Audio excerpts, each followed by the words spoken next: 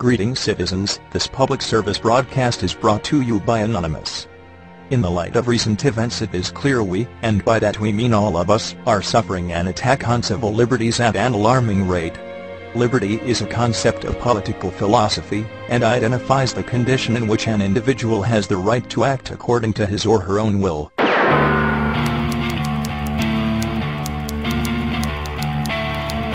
I think those bailouts were absolutely required to save your civilization.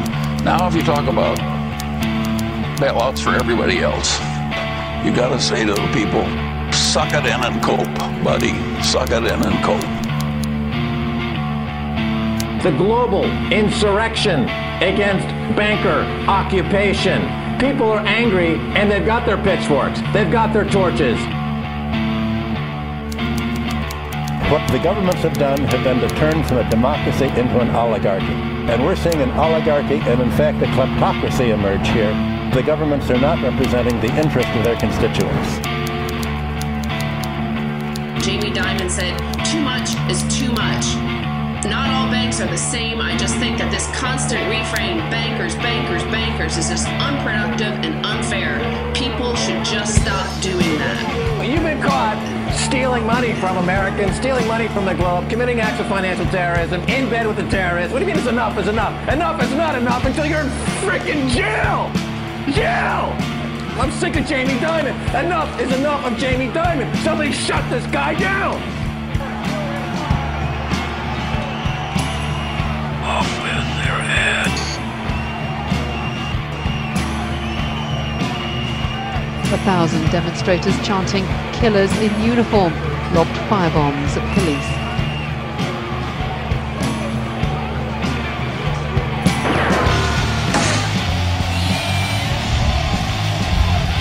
This government minister was stoned by a mob.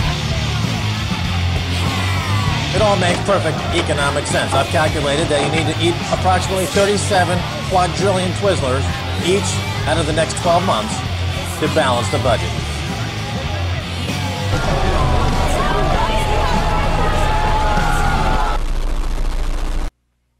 Dum dum, diddle dum dum, diddle dum dum, diddle dum dum. When I was at secondary school in the early 70s, we were told that we were going to have a 3-day week leisure society.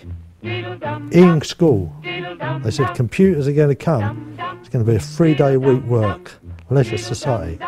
Sounded pretty good to me. And of course, there's been that money there and those things for us all to do that. The turtle was very alert. When danger threatened him, he never got hurt. He knew just what to do. Free papers are incredibly powerful means of communication. I think that's why we started Bare Bones as a free paper as well, because we wanted it as a bit of an antidote to all this, London Light doesn't exist, like Metro or the Evening Standard kind of, which are so powerful and across the board completely shit. Our show, we make the news, and then we report the news that we made. He did what we all must learn to do. You and you and you and you. Duck and cover. Even a newspaper can save you from a bad burn.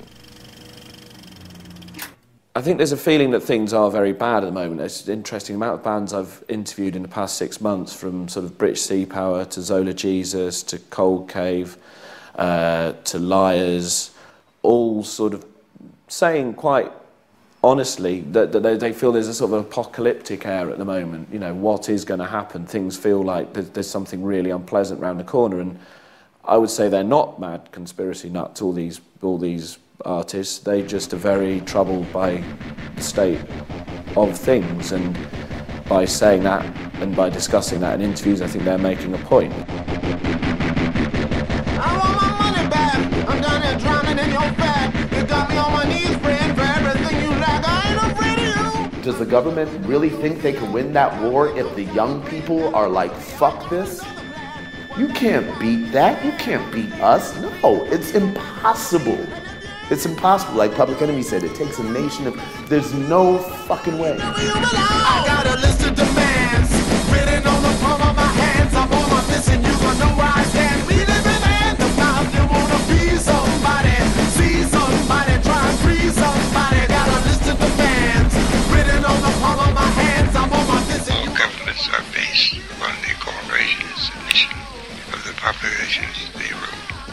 dictators are never as strong as they tell you they are. And the people are never as weak as they think they are early on. The power that banks now exert over our affairs diminishes the power of democratic government to respond to what would be the real public interest of its citizens.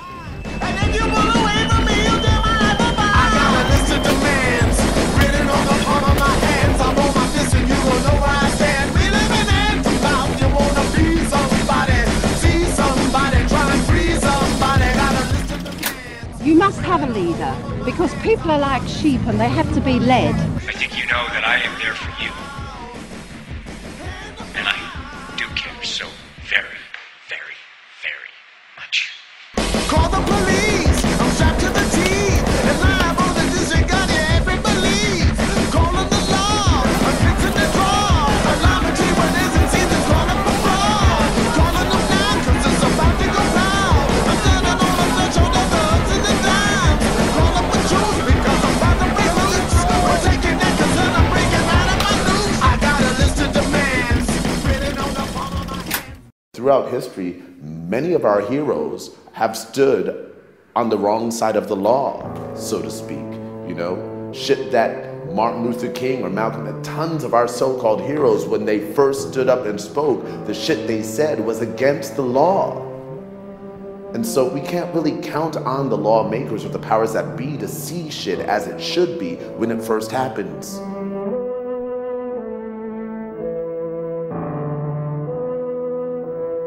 %97% of money in existence was created by banks out of nothing.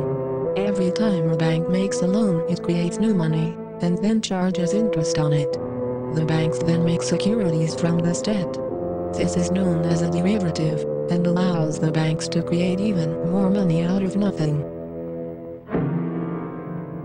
There's no rule of law, it's a kleptocracy, and they sell poo-poo with each other, and they call that, and that's the economy. American economy is based on selling poo-poo from one bank to another for fees, and then when it's too much poo-poo in the system, they declare bankruptcy and they demand a bailout, which then it's like getting a clean underwear. What are they doing to clean underwear?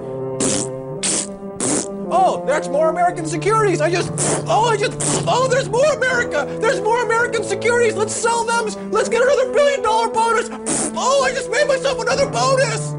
That's what Wall Street's all about. It's just selling poo-poo. That's it. It's worth nothing. The creation of new money in this way leads to price inflation in the goods it was created for. This process of money creation is undemocratic and gives the banks power and wealth they do not deserve. The thing I noticed about house prices, now in 1979 we made an LP on our own and we had to borrow a load of money, and it was probably getting on for 700 or 1,000 quid to make an album and press it ourselves. I seem to remember. And I know that the house we rented, next door the house was for sale for 3,500 quid, and you could get houses for around 2, which was proportionally a lot cheaper than it is now, because it still probably only costs you 15 or 2,000 quid to do your own album. I mean, if you do it the way we do it. And a house is substantially more now, rather than being 4,000 or 5,000. If we can inflate the value of these houses, and I can get you paying me back 3 times the amount I'm lending you, I'd much rather lend you $500,000 than 10,000. Because I got you right where I want you. I got your wife or your girlfriend where I want them, because they're going to have to work as well. You're not going to have one parent being able to support the family.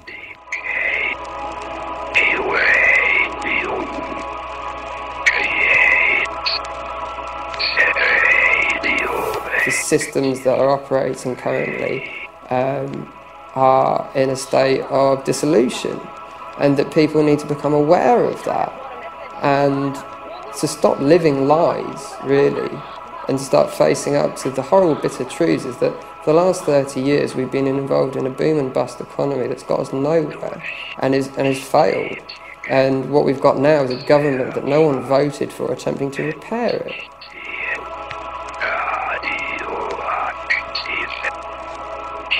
You can think of the financial sector as being wrapped around the real economy. almost like a parasite, and that's why it's been called parasitic for so long. The financial sector extracts interest from the economy. The property sector extracts economic rent, as do monopolies. Now, the key thing about parasites is that it's not simply that they extract nourishment from the host. The parasite takes over the host's brain to make it think it's part of the economy, to make it think it's part of the host's own body, and in fact that it's almost like a child of the host to be protected. And that's what the financial sector has done today. The nationalisation of the banks logically doesn't follow any of the principles of free market capitalism whatsoever. It's pure hypocrisy. So what you're actually looking at is the maintenance of power.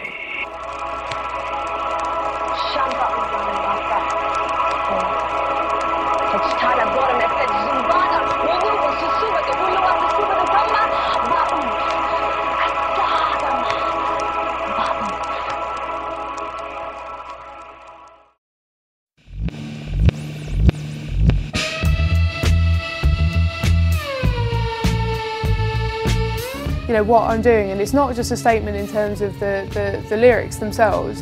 I think that's really important, to actually make lyrics important again and what it's written about. So many people were worried about how it was sung, and they were only using music for escapism, you know, suddenly, and that's kind of what often happens when we're peaking in terms of wealth in the nation. And it happened in the 80s, and there was a lot of music where it was about what the musicians wore and that sort of thing, so it was very consumerist in that way. And so people forgot that you can use music as a way to express your issues with government, with society, with whatever, even if it's just talking about your own little problem. I own you, so give us a song. Young goes talking to his world on the phone. None of the parties offers a suitable form of government. They hope to organise a festival march to the City of London to demonstrate against the bankers and financiers who, they say, are the real people who control us. Western democratic governments have become puppets to corporate and banking interests, violently subjugating dissent in their own populations, to maintain a corrupt and inefficient system. Technological progress has been used not to better people's lives, but to make a tiny minority extremely wealthy.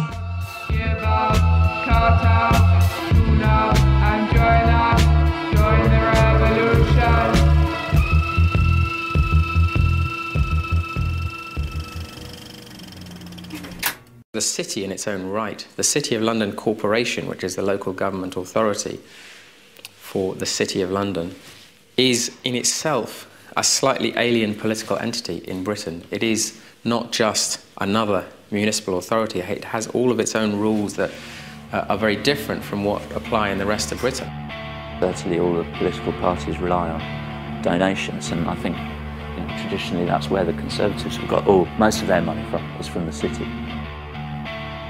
London is a tale of two cities. I mean, London has a mayor, currently Boris Johnson, and it has a Lord Mayor who's sitting in the Guildhall. There have been reformers in the past who have tried to say what we need is one government for London. We need to expand the city to cover, instead of 9,000 residents, to cover whatever the population is, 8 million or so Londoners, and you have one single London government. The Labour Party, for much of the last century, had a pledge in its manifesto to abolish the City of London Corporation and merge it into the rest of London. And Tony Blair, as part of his bid for power, he decreed that that pledge would be abolished, and he made a deal with the city, and he made a promise to reform it instead, and that reform ended up being an expansion of the corporate vote. It's a totally bizarre story, and I mean, how many people in Britain really know about this? What is Sir Tony going to do if JP Morgan goes bust? He's a surreptitiously stealing money from people kind of a sir. Well, of course, because he consults for JP Morgan at $2 million a year, and that goes back to the exit plan for the politically corrupt class. In the UK, they're allowed to walk out of Downing Street, walk across the street, and walk into JP Morgan, say, give me $2 million a year. Incoming!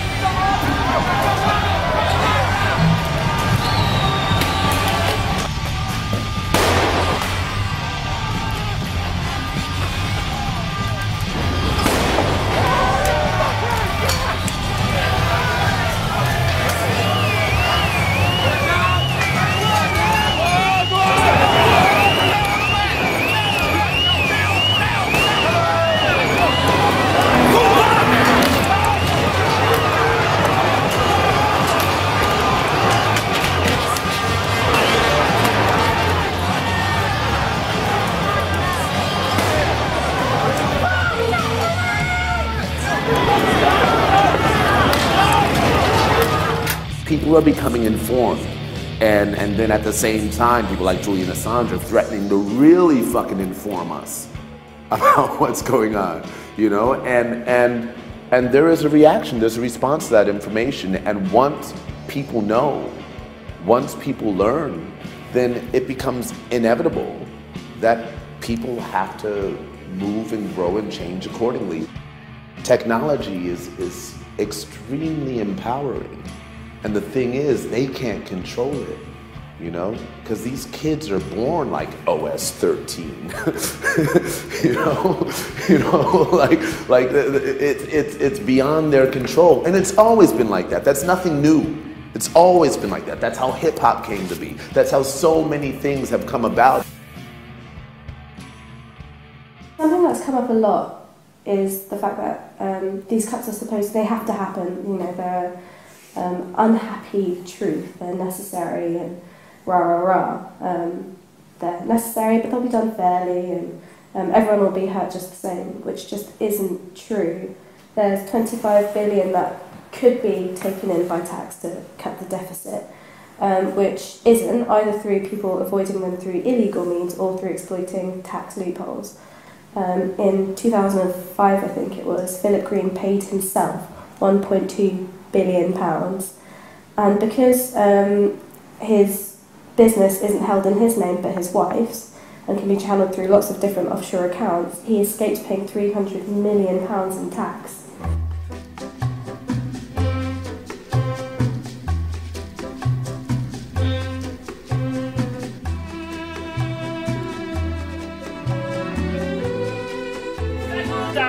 Settle down, everybody settle down. Now, one thing we forgot when we came in, what did we forget, class? We did not take the register. So, Jenkins!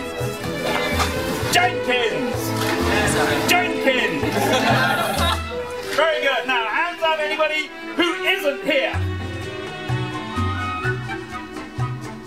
There is what some of us call the Philip Green defence, which is no tax was avoided because no tax was due.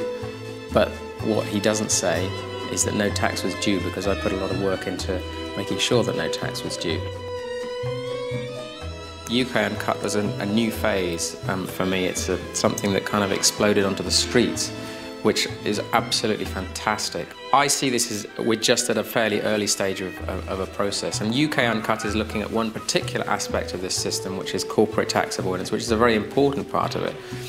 But what is really out there is something much bigger than that, much more all-encompassing. Tax havens have been completely under the radar for such a long time, partly because there has been this perception that these are just places for a few kind of mafiosi and, you know, celebrity tax dodgers and you know, a few kind of spivs. The fact is that these are now the heart of the global economy. The figures are absolutely staggering. I mean, half of world trade, in a way, passes through tax havens. Britain has a particular role in this global offshore system. I mean, there's no dispute really that Britain is responsible for about half of the tax havens in the world, and Britain is a tax haven in its own right. Every multinational corporation pretty much these days will have offshore subsidiaries that they will use for various reasons. Cutting down on their tax bills is usually top of the reasons. Recently, the Mail on Sunday did a great little investigation about how many offshore subsidiaries the UK banks have, and the top three, Lloyds, Barclays and RBS, had 550 offshore subsidiaries. It's always the banks. The banks are right in there. So this is the heart of the financial system. Governments of OECD countries have found themselves curiously reluctant to crack down properly on tax havens. And when you look at the amount of illicit money coming in under the table, it's hardly surprising it's been so difficult to crack down.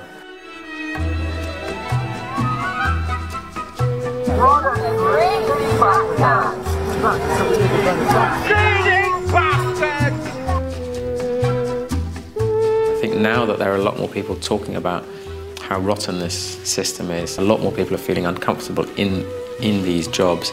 And so I'm hopeful that there'll be a lot more revelations and people coming forwards to explain what the system really looks like.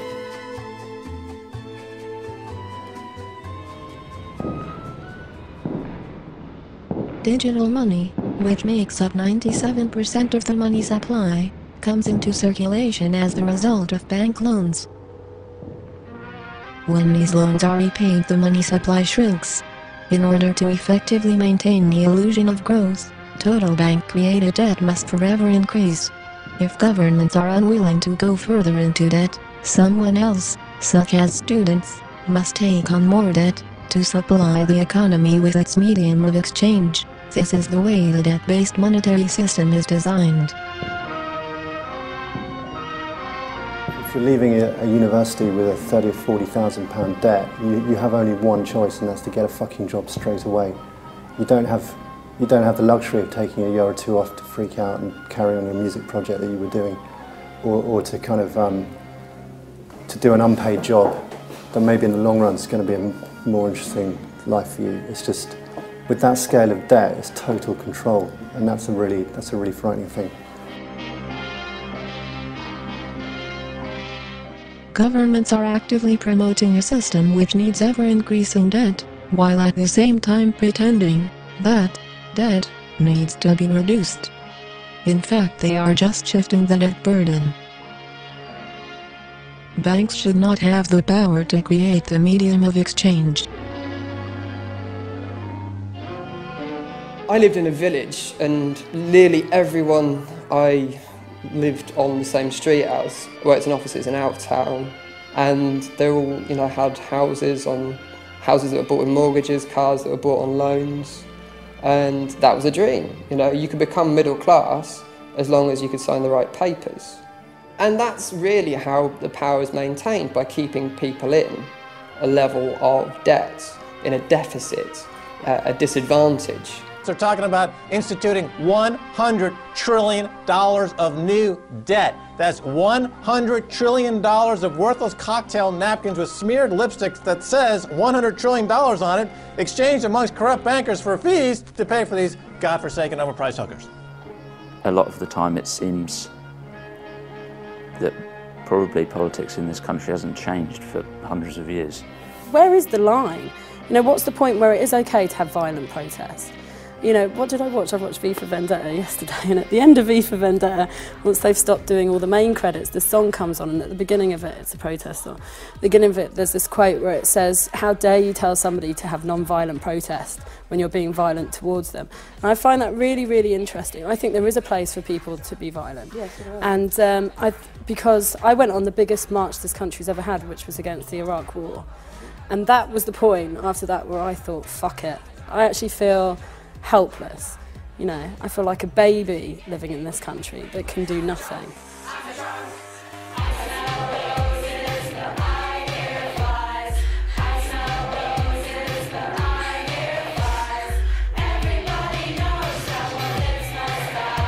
I think it's funny how they interpret violence. Violence apparently no longer means a human being harming a human being, it means vandalising property.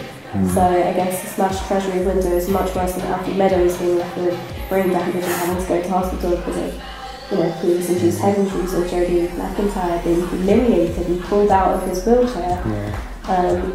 I think the media's got some pretty skewed values in terms of what constitutes violence.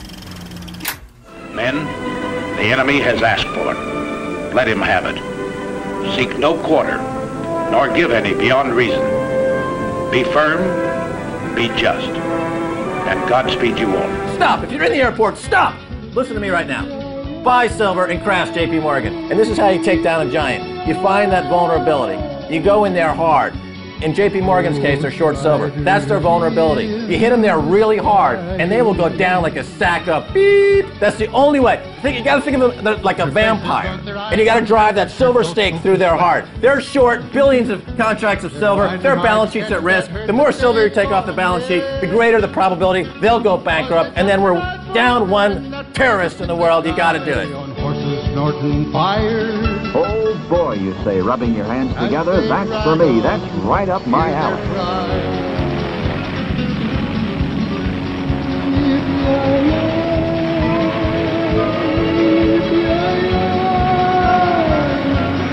This, then, is the enemy.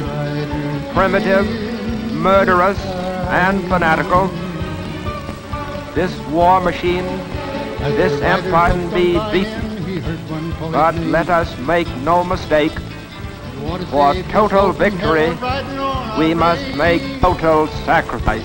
Then cowboy, change your ways today, or with us you will ride. And blast. The devil's herd across the endless sky.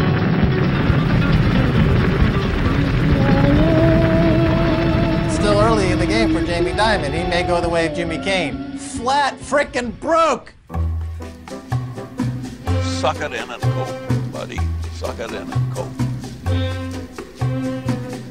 The politicians are afraid of you, of me, of the ordinary people. They're afraid of us.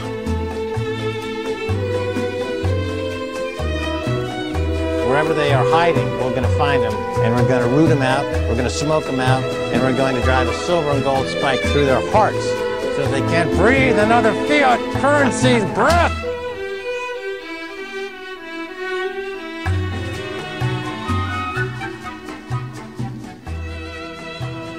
Something like 2% of the world's population have ultimate control over the money which controls my life, your life, everybody's life.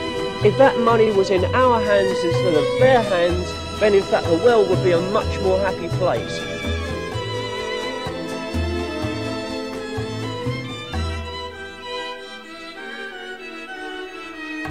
They've shut down the banks, and now they're looking for those bankers, and they're going to string them up by their thumbs, and they're going to beat them to within an inch of their life.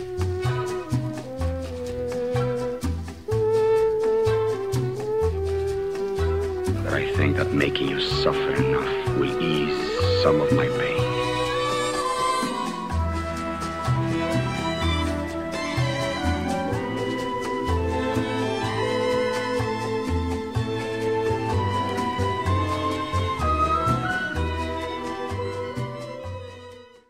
Off with their heads.